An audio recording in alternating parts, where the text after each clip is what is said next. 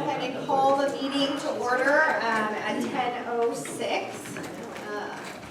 We have got our quorum, so we can proceed. We'll open up with public comments. Yes, I will take a turn. Thank you.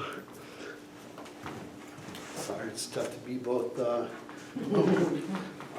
accurate and directed.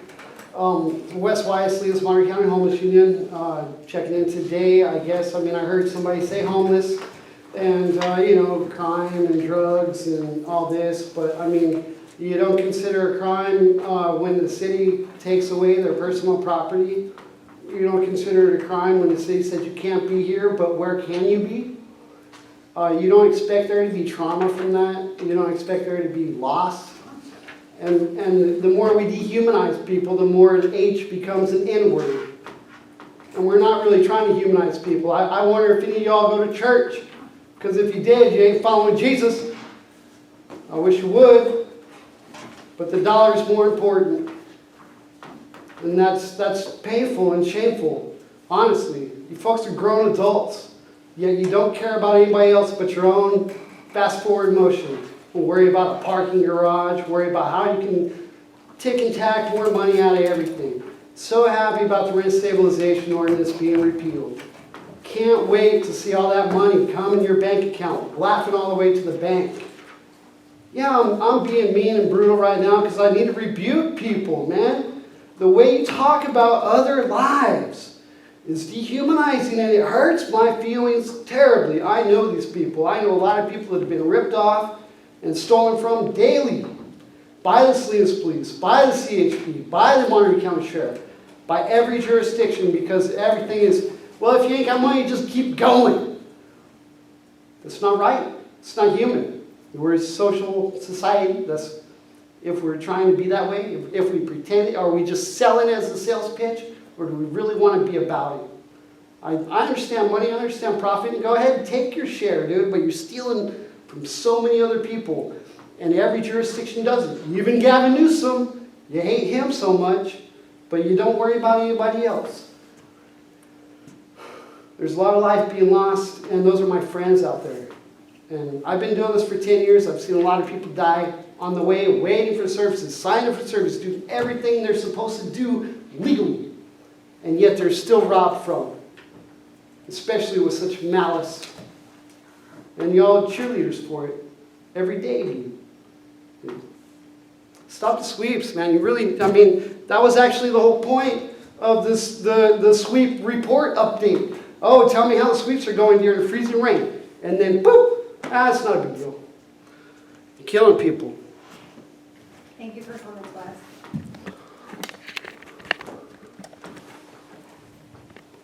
There sounds strange to say we're going to move on to the consent agenda. It feels awful to continue with business.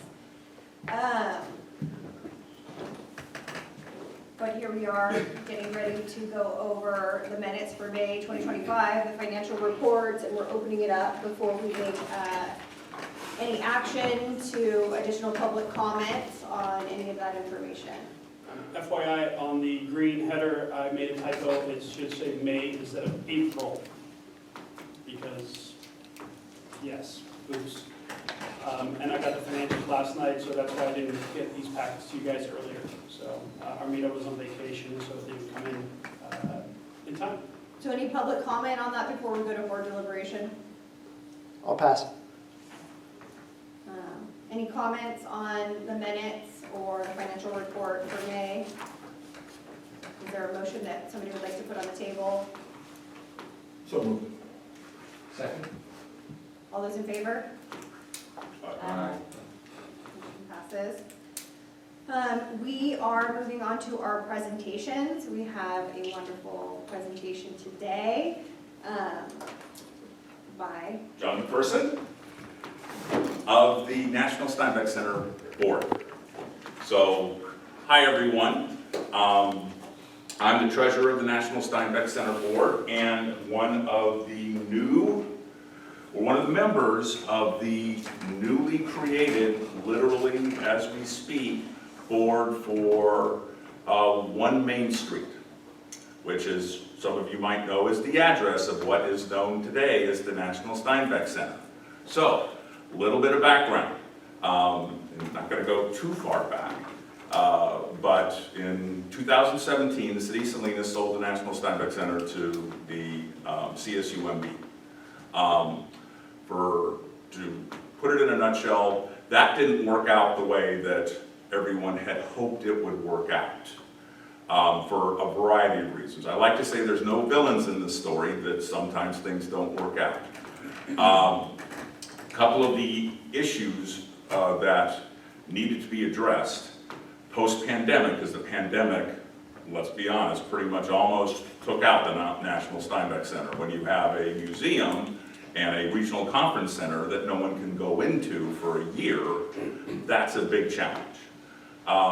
But there was not the traffic, the events in the National Steinbeck Center that were envisioned even way back in the beginning, or what CSUMB envisioned. And there wasn't really a way for what I refer to as the National Steinbeck Center, the nonprofit, to really generate income. When the original model was that the National Steinbeck Center would thrive off of admissions. Well, when you have a year-long pandemic and trying to get back into the groove and have those admissions cover all the expenses, lots and lots of issues. So there has been an effort by multiple parties to be looking for a solution of what do we do here. CSUMB was interested in moving on, so what is the solution? And I will say our knight in shining armor has been the Hartnell Foundation. The Hartnell Foundation, looking at the facility, sees an opportunity to enhance their operations, both in terms of their staff and their programming. And so they approached the board of the National Steinbeck Center about coming together in a partnership to acquire the building from CSUMB and then move forward with the building becoming its own nonprofit. So there are now going to be 3 organizations involved. The National Steinbeck Center, the Hartnell Foundation, and what is now the legal name, 1 Main Street. 1 Main Street will have a board consisting of 5 individuals, 3 from the designated by the Hartnell Foundation, 7, 4 designated by the Hartnell Foundation, 3 designated by the National Steinbeck Center. That board will own and run the building with the big things. The Hartnell Foundation, with its resources, will basically kind of do the day-to-day operations of it.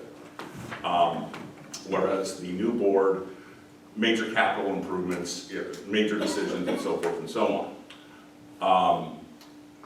And the National Steinbeck Center and the Hartnell Foundation will basically be the owners, lack of a better term, for the new nonprofit. It is a nonprofit. So where are we? The vision is that the new 1 Main Street will be actively out in the community, both here and statewide, to look for programming, to bring people into the center as a regional conference center, bring people downtown, charge them money, that's how they cover the costs. That is the overall arching goal of 1 Main Street. That organization is to bring in individuals and groups to program the building and bring in boots on the ground in downtown Salinas, which was one of the major objectives of the operation from the first place.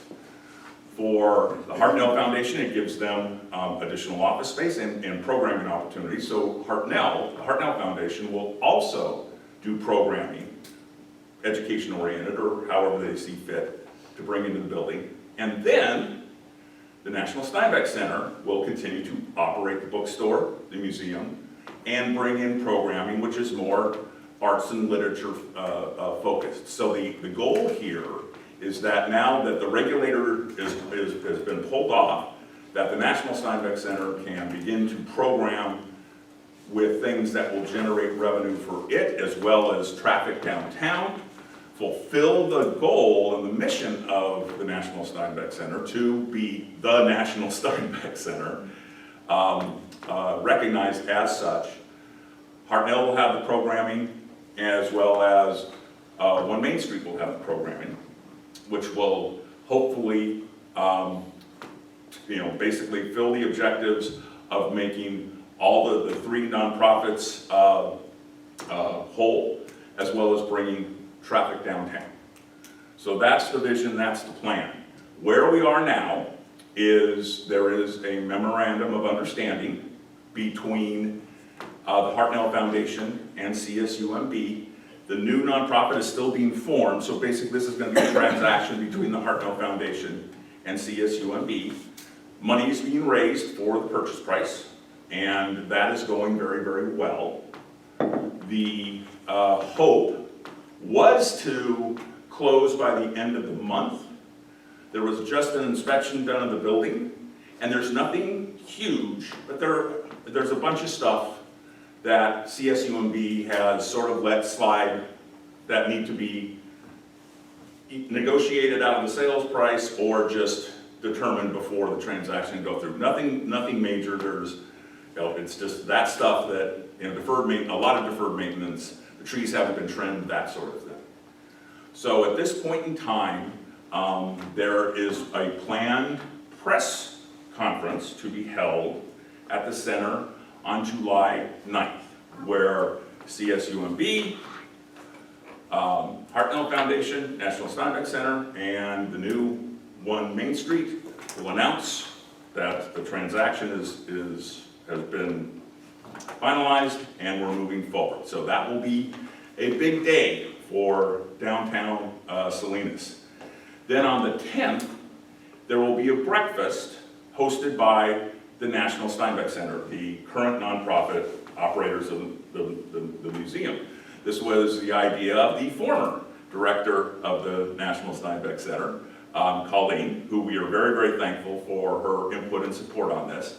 And the objective of this breakfast is twofold. Number one, go much more in depth for anybody who wants to attend than I just did on what is going to happen going forward.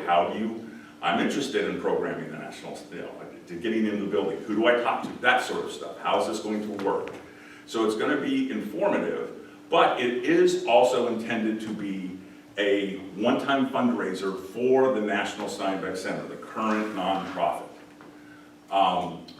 It's been, as the treasurer, it's been really, really difficult since the pandemic with CSUMB not really knowing what they wanted to do with the building, for us to generate the revenue we need to generate to basically be in a position to go forward.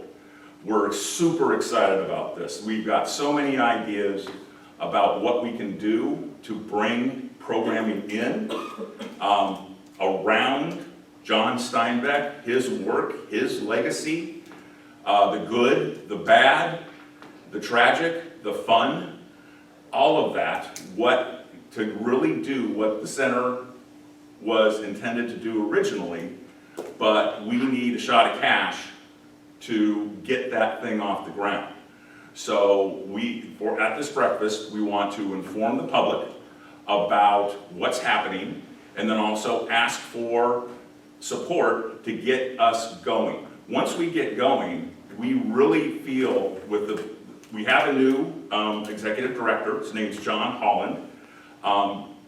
Wonderful, smart guy, tech guy from the Bay Area, who's an artist and a Steinbeck aficionado. I think you have to be to really embrace this sort of task. Colleen met with John and myself a little while ago. So we're super excited about what the future holds. We just need to get to a little help coming out of the gate to get going. So, I do have a clipboard with my caveman writing on it. So if you would be interested in attending the breakfast on July 10th, please put down your name and email. Or if you just want to continue to get updates on what's happening, the announcements and those sorts of things, you can put your name and email down here. I'll ask Steve you to pass that around. You're already on it. I'm out of town. And with that, I'd be happy to answer any questions. Are you planning on changing the museum much, or? That is the plan. We need, obviously, some money to do that. We have vision, and we've gotten input from various individuals. There's one individual who's, we'll call him a friend of the center, Clay Jenkinson. If you ever have seen one of the Ken Burns documentaries on the buffalo or anything like that, he's the white-haired gentleman with a very deep voice. He just redid the Travels with Charlie in his own Airstream. And so he's somebody who's walked in and said, you know, these are some things that you need to change. One of the issues that we have had is that, you know, the equipment hasn't changed much since the place opened. So all those TV screens you have, there's about 6 feet of TV behind all those TV screens. We actually, through working with MCOE and the Carpenters Union, have replaced most of those those screens that weren't working. So we have done some upgrades, but the feeling is that we really need to do, you know, down to the studs, refresh of the whole museum. How much money you're looking to raise? If we can get 400,000, 300,000 to 400,000, we're off and running. We've already started to build up our membership program. We've got ideas about doing things nationwide. Colleen's been very helpful with that. Because it's, you know, John Steinbeck was not just Salinas.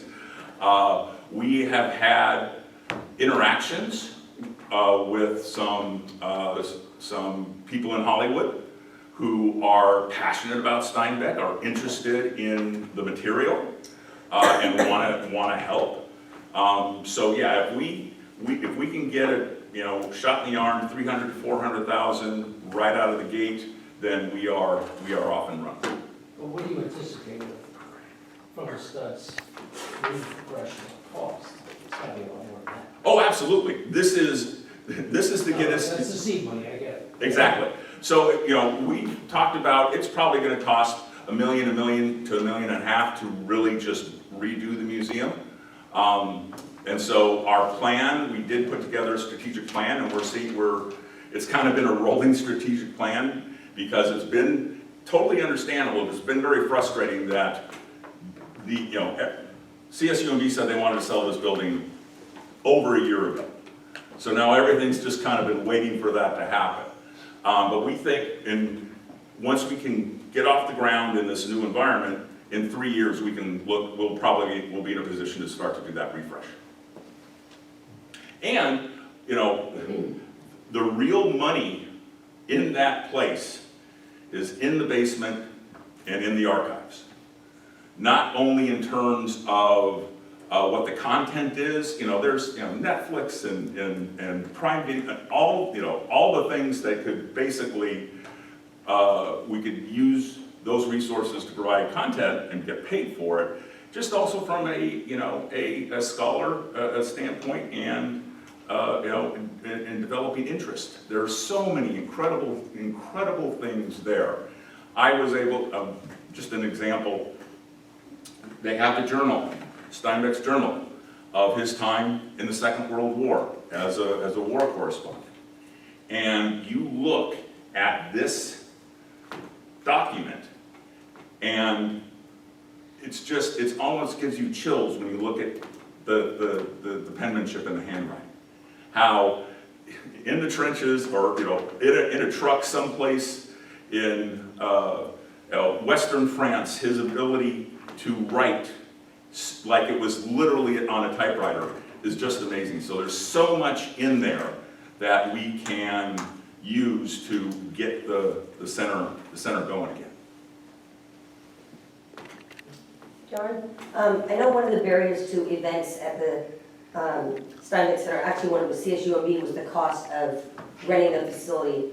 Have you guys considered that? Because I think it was very uncompetitive, and so a lot of people did not have events because they simply couldn't afford it. Yes, that was the impediment, and it was a false impediment. That was, to be perfectly honest, that was numbers set down by CSUMB that satisfied the needs of CSUMB. Our need, not only for the Hartnell Foundation, but the National Steinbeck Center, but for the new entity, is to get people in the building, get people downtown. And so it's a nonprofit, all we want to do is break even. And so we are looking to make deals, lack of a better term. Great, thank you. You mentioned the original vision for the museum was that ticket prices would cover expenses. Mm-hmm. And that COVID kind of put a big dent in that.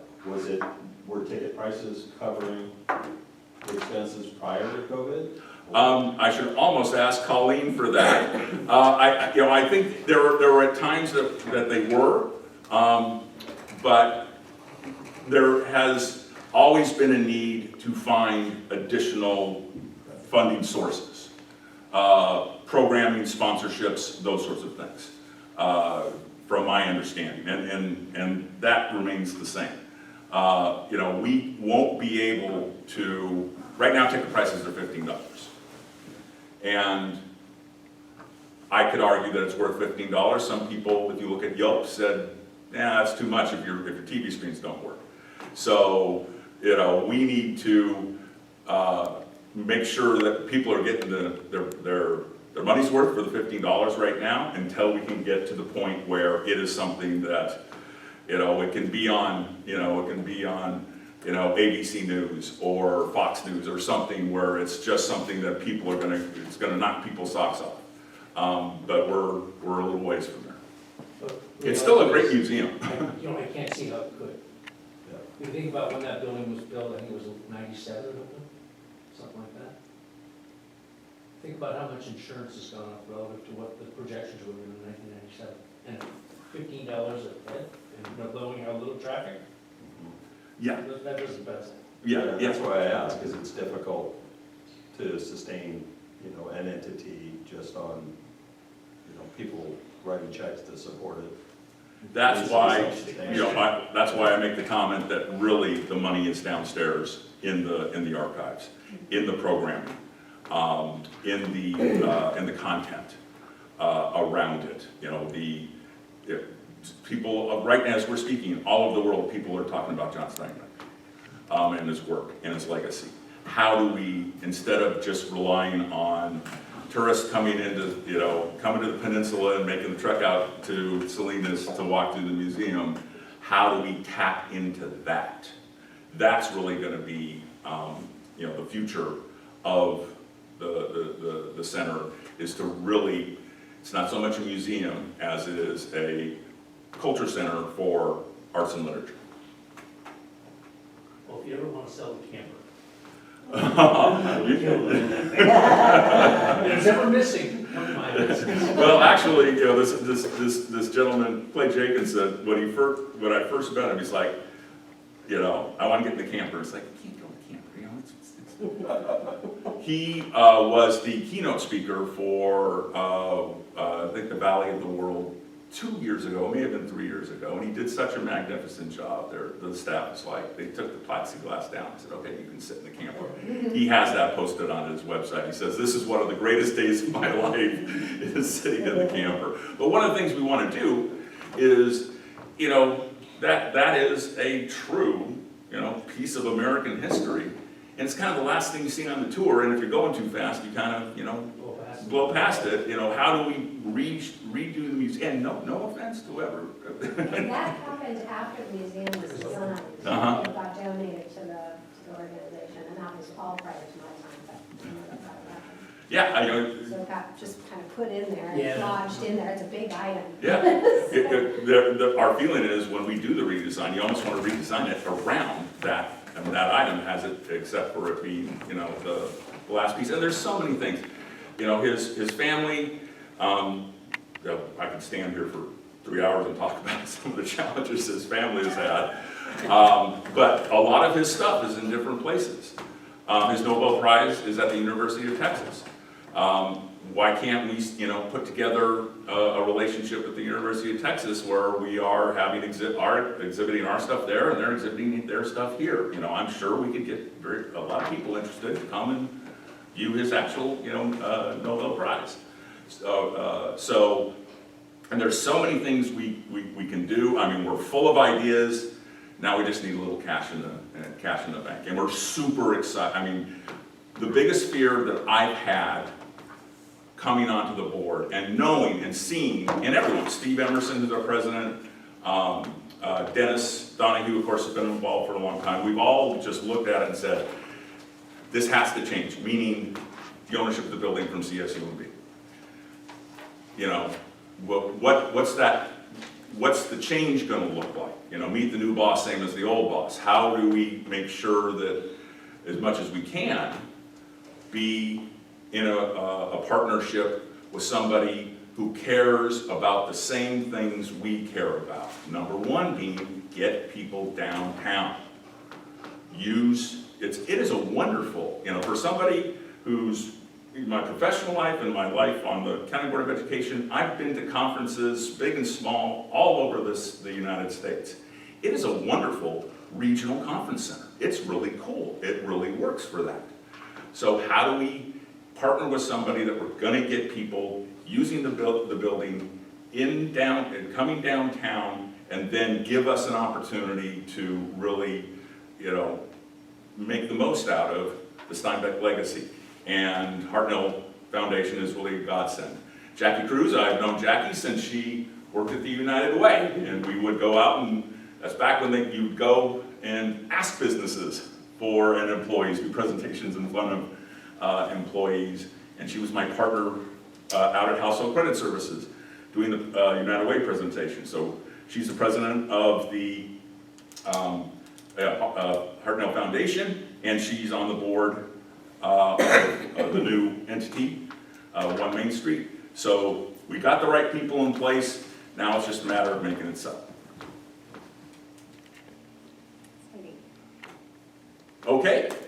So, and Greg has my email. So if there's anything, thoughts, comments, suggestions, or whatever that you think of after this, shoot them to Greg. He can shoot them to me.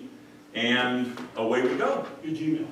My Gmail, yes. No longer downstairs. I am retired from my professional career. Now I get to do this. Do you know what time the press conference is at on the night? I believe it's going to be at 10 a.m. So, and I will make sure Greg knows. Okay. All right. Thanks for your time. Yeah, great. If you don't mind, I Stay. stick around. Yes.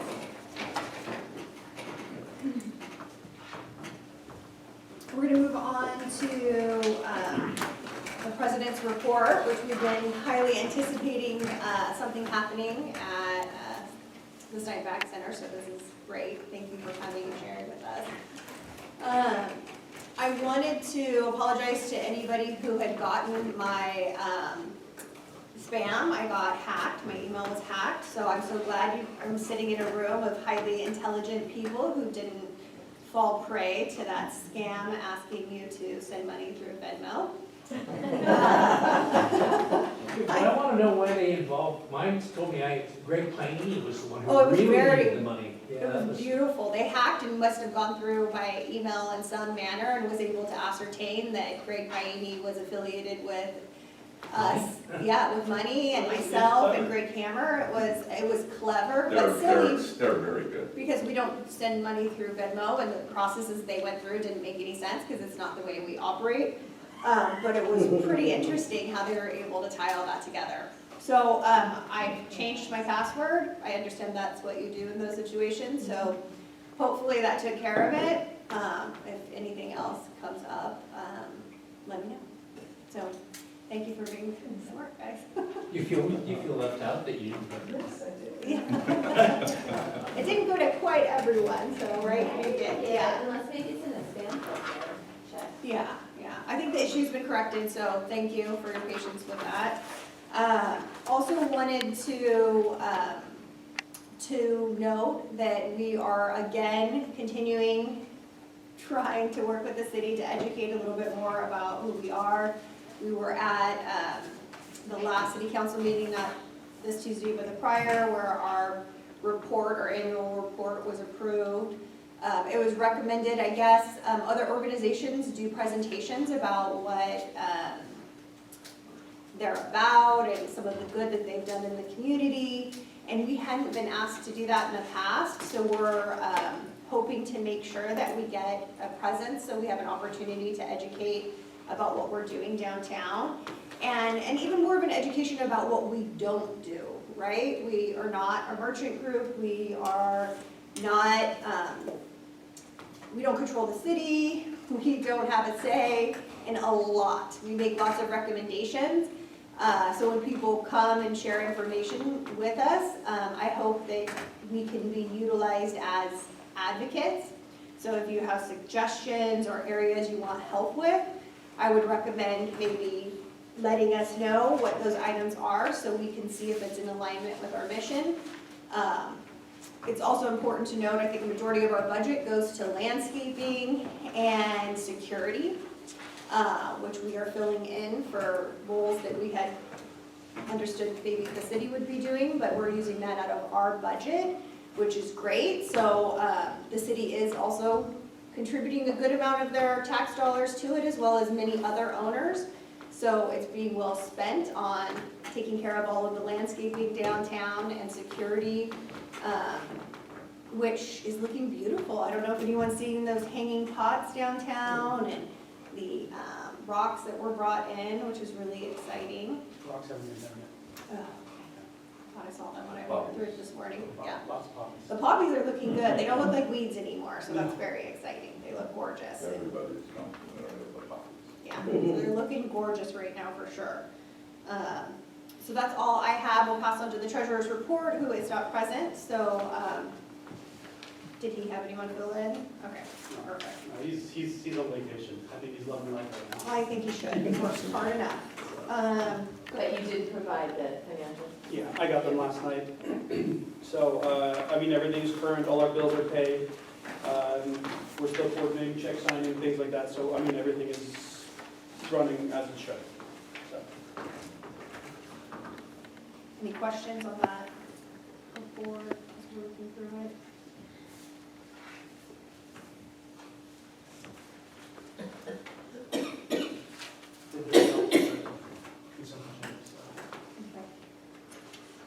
Great, go ahead, District Coordinator, You got please. it. So we're doing, as Audrey mentioned, a lot of refresh stuff. It's kind of bleeding into a little bit of DISI stuff, but we're doing a lot of refreshes. Lots of pots have been redone. We're doing a lot of electrical work. Our tree lights, again, more DISI stuff, but our tree lights are getting restrung because a lot of them have been cut. The population that wants to plug into all the outlets is now ripping them out of the trees and plugging in from there. So that's fun to deal with on a almost daily basis. But overall, I'm making the rounds, contacting a lot of businesses, building owners as well to get voluntary updated tenant lists. This is not a requirement that we can ask people, but we want to have an accurate count of what's downtown. Who's downtown, and that's part of our, I think, outreach as a organization to see what we can do for various businesses. So that's going well. Hometown Heroes put up their banner display, as you can see. It's pretty sobering to see, especially as a veteran myself, and the unit that was sent from Salinas to the Baton March, the Death March, is actually, I was in that unit when I got assigned to National Guard unit here at Seaside, that was the progression of that unit was who I was assigned to in that armor unit. So that was really interesting how, more than 50% of the people with the gold stars. So if you guys don't know the difference, the silver stars are people that made it home, gold stars did not. And the gold stars, there are more gold stars than silver stars.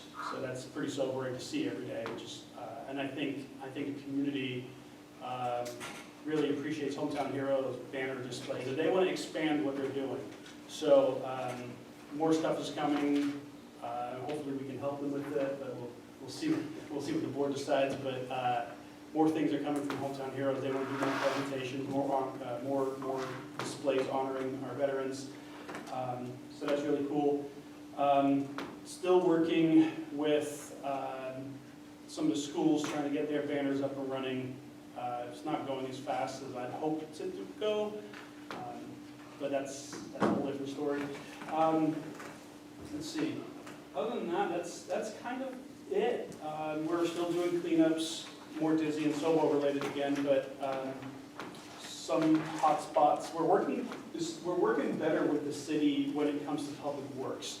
Our dialogue, our communication back and forth has gotten better. And whenever there's items that we cannot do physically, in terms of how much capacity we have to pick up debris, the city is pretty good to respond. And they've also really cracked down or put some special attention on parking lot 3. There's a lot less, I don't know if you've noticed, but I think there's a lot less issues in this parking lot at this time. So that's good.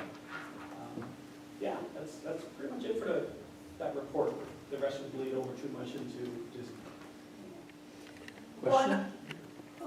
So you mentioned stringing the tree lights and you keep having to,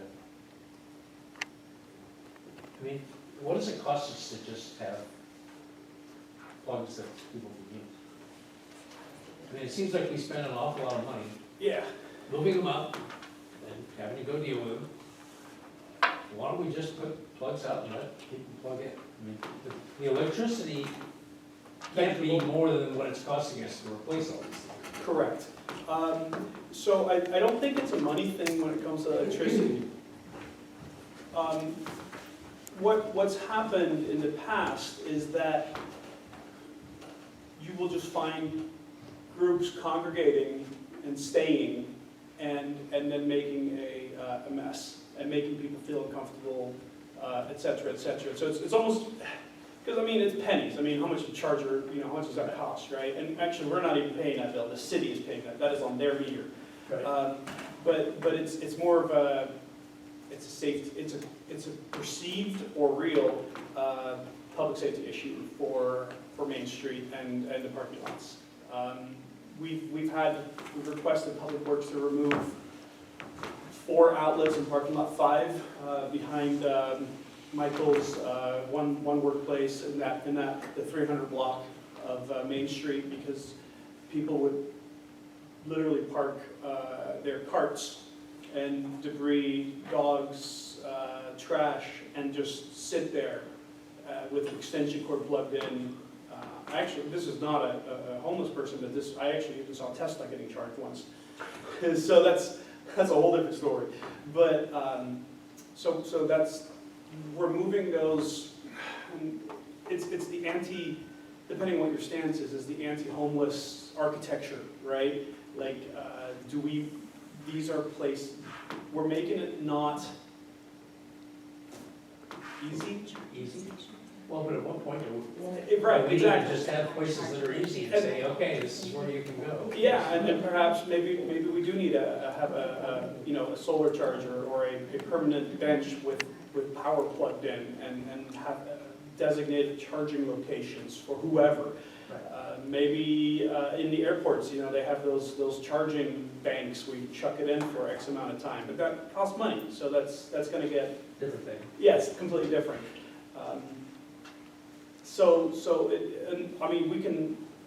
I work at you guys' direction, so if we can take a different route. It's definitely not for the money, but it's for the perceived public safety. I totally get the public safety part of it, but Yeah. it just seems like we're Yeah, we're playing whack-a-mole. Yeah, It's- at what point do we just say, We give up. well, no, you just designate the spot, Yeah. or spots. Well, and the Steinbeck Center is dealing with the same thing. They have a handful of outlets along the bottom there that they get charged or ripped out. So they're ripped out even when they're accessible? Or not accessible. They break into them and boxes get broken off, outlets get ripped off, copper gets, I haven't seen any copper thefts yet, but, yeah. Something we should think about. I guess my question goes back to when the electrical outlets were installed on the outside near these locations.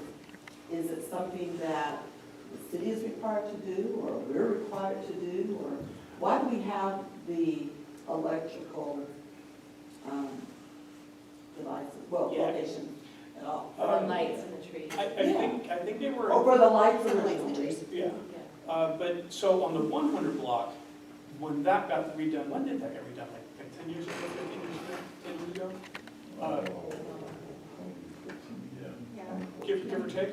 But there's no outlets on the ground there. All the outlets are in the light posts, and there's wires that string across from the trees to the outlets, so they're, 10 feet, 12 feet up in the air. And I'm not sure whether the decision was made that was unsightly or not, but then, the way I understand it, because I wasn't here when this happened, but maybe some of you longtime people here can answer, but the power outlets at the trees was a last-minute addition that they wanted to put in, and I think the goal or the thought behind it was that even parades or things like that could also use it, but that really hasn't been the deal because they would overload the circuits, so even that is not really working. So we're just doing a lot of capping, and even outlets that we're not using, we're capping them, so they're not accessible, period. Like, there's no outlet underneath it, they're just blank space.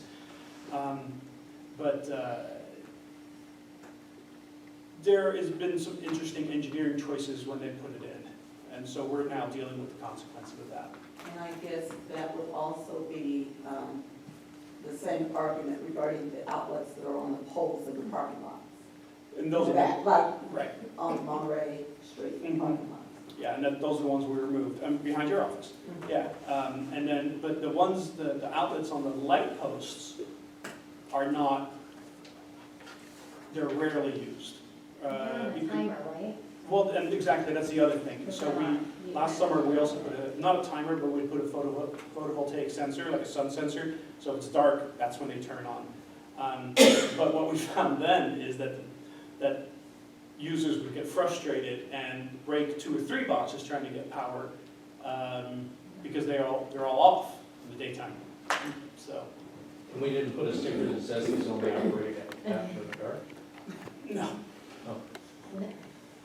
So, and by now, all of them are broken off or now replaced by we put the outlets like 15 feet in the air in a tree, and that's 1 or 2 of them, been ripped out or down. So it's extremely frustrating with the city. So the Greyhound building has a parking lot that's attached to it. So back in, this probably goes back at least 7, 8 years now, when we first took ownership of the Greyhound and the whole piece of property, one of the first things we did was, there was a pole that the bus station left, and we wanted to make sure we had a light up there, because people would come downtown, and it was dark. That's it, 6 o'clock, it's dark. We got a lot of people that are walking around, going to cars and this and that. So we put a pole, and we got good old Mr. Gorley up there, and put the light that came down this way, and then another direction, so that whole parking lot was lit up, because that was Taylor Farms parking lot. I called one of the council members, come down, I want you to look at across the street where the old fire station is, and you have that parking lot right there, okay? And you have all those trees that go down the street. And I had him come, I want you to 7 o'clock or something like that. Just maybe at 7 o'clock, I want you to see the total difference. And this is what I believe the city needs to do on all the parking lots.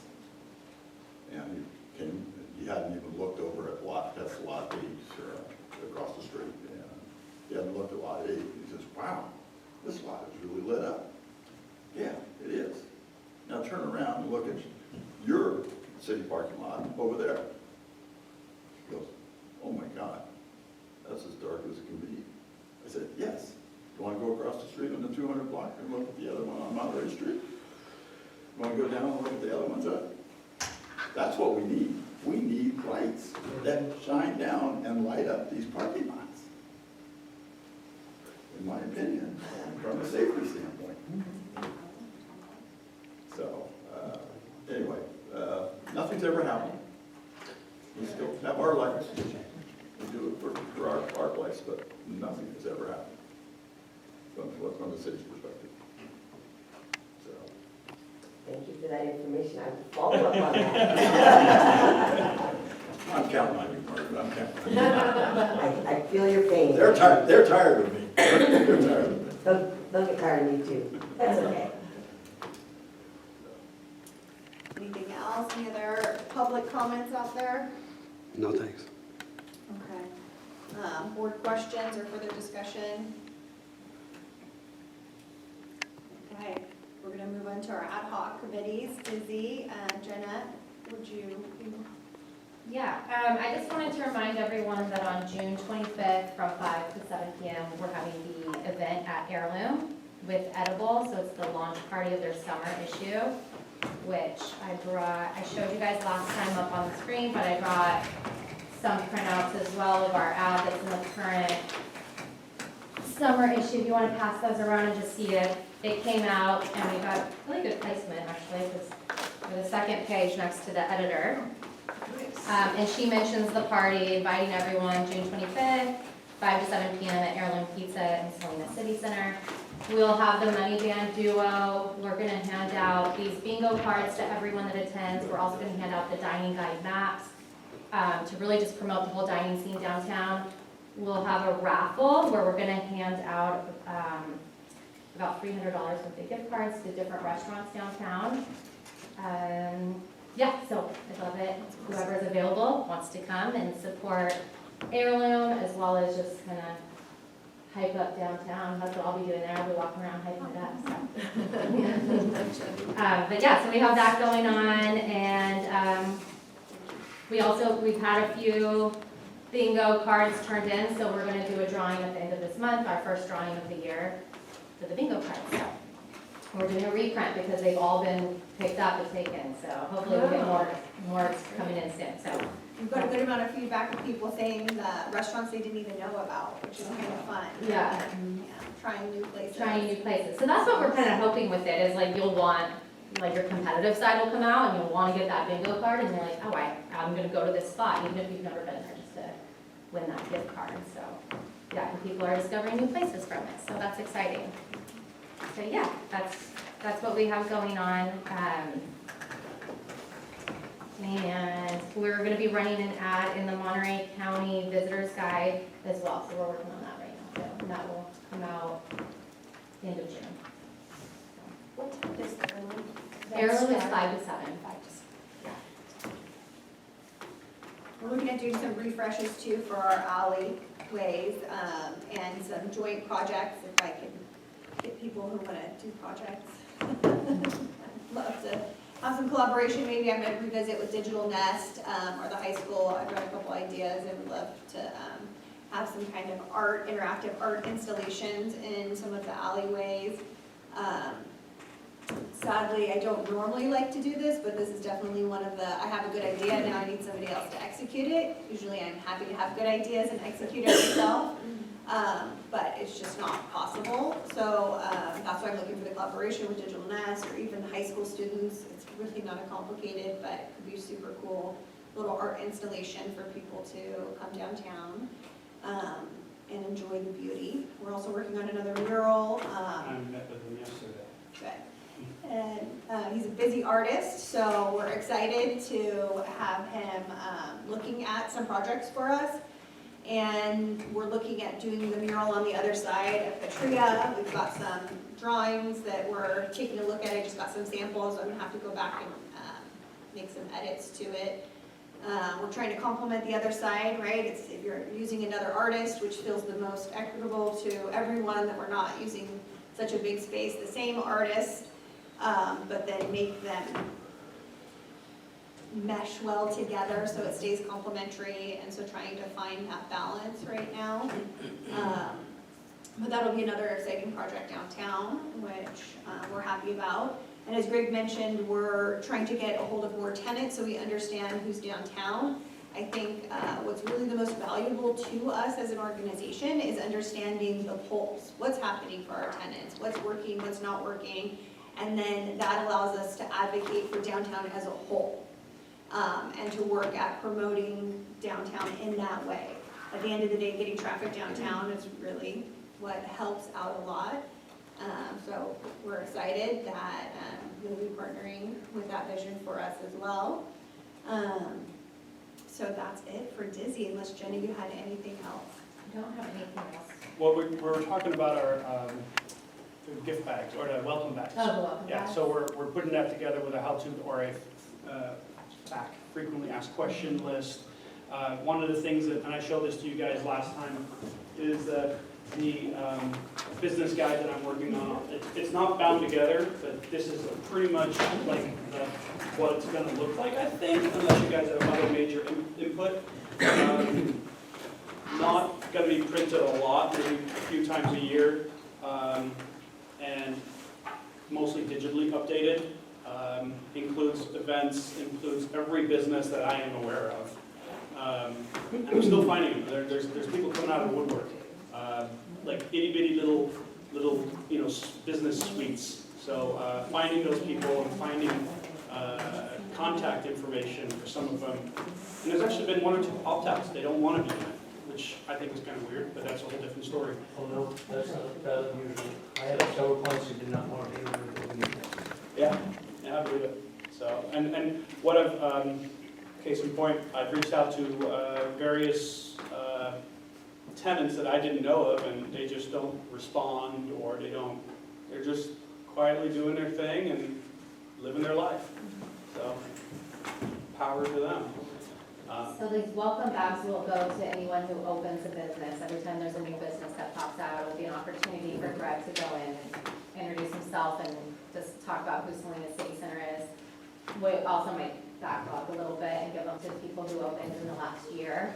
But it will have this directory, it will have the FAQ, it will have Greg's card and contact, security contact, cleaning crew contact, and then, and then just some fun things because we have them, like Salinas City Center hats and a Salinas City Center bag, like a reusable grocery bag.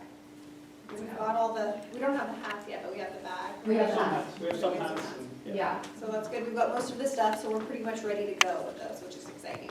You have fidget spinners if you guys want. And the dot stickers too, that identify Yeah. what type of business. We have all that ready to go, so. Do we have a sense about how many tenants have moved into the area within the last year or so? I don't. We're just aware of the large ones that have left, and the ones that are trying to open. But the little ones, it's almost impossible to keep track of. Just they cycle in and out. It's easy come, easy go on some of the.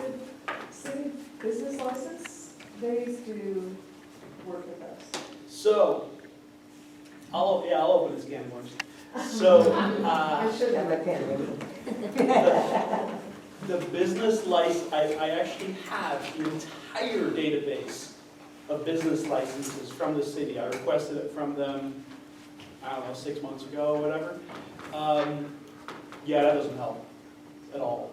It's outdated, it's not current, people are operating either without a business A lot of the license. smaller places, they don't get Yeah, they're, a business license. Well, I'll just say, for us, sometimes we've had trouble updating our business license. We realize we're out of date, and the correspondence with the city hasn't gone too smoothly. I believe So that. I think it's not a very effective system. no, it's not. And people that we think are, I won't say any names, but like well-known names downtown, their business license has been expired for like 3 years. I'm like, dude, like that's a thing, so it's kind of interesting looking at the business licenses, and there is no easy way to get business licenses for our district because there is no filter for Salinas City Center.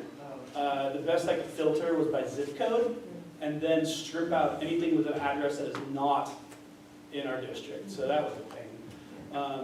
But I'm at about 300 and something verified.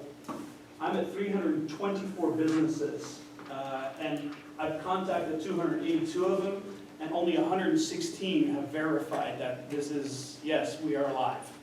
So, you know, it's hard. I have a list of everything.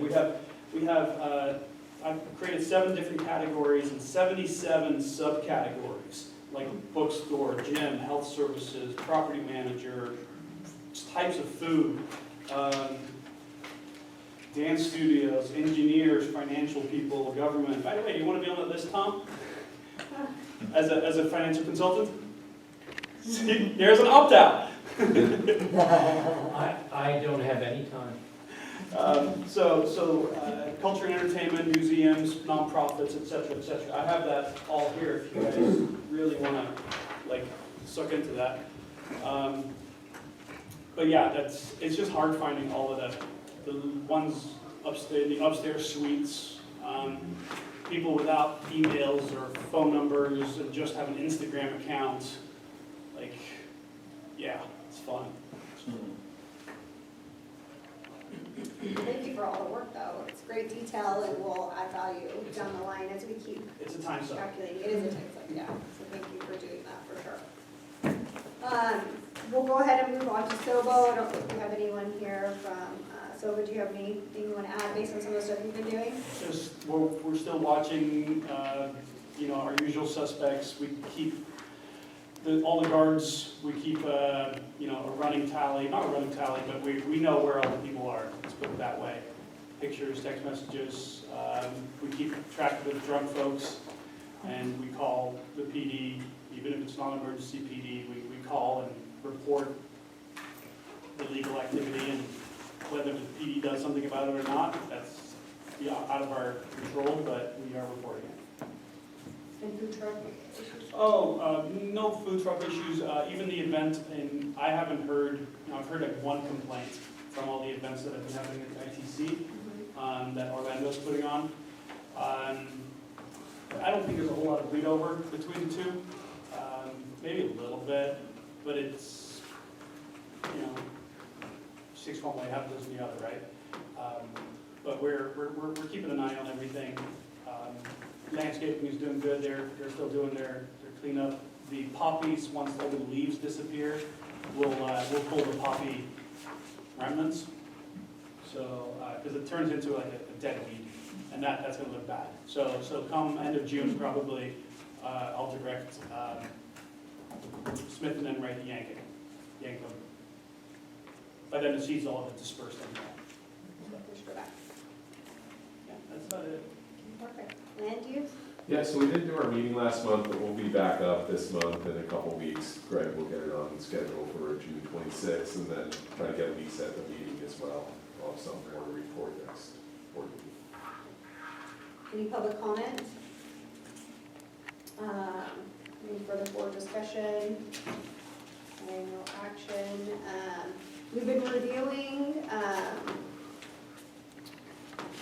there's no action items, but we have been reviewing the bylaws for a little bit now. Greg was nice enough to compile the suggestions that we've gotten so far. He did a nice job with that, so I hope it makes it clear for us to continue the review. I think in July, is that what we talked about, or June? It'd be nice to move It's on. June already. Oh, it is June. You want to put it on the vote for next month? It'd be nice for us to move on. Could we get everyone committed to just taking a peek and make any additional comments so that we can move this forward by July? Okay, perfect. Any public comments? Okay. No action items, and that's it. We're adjourned. Thank you.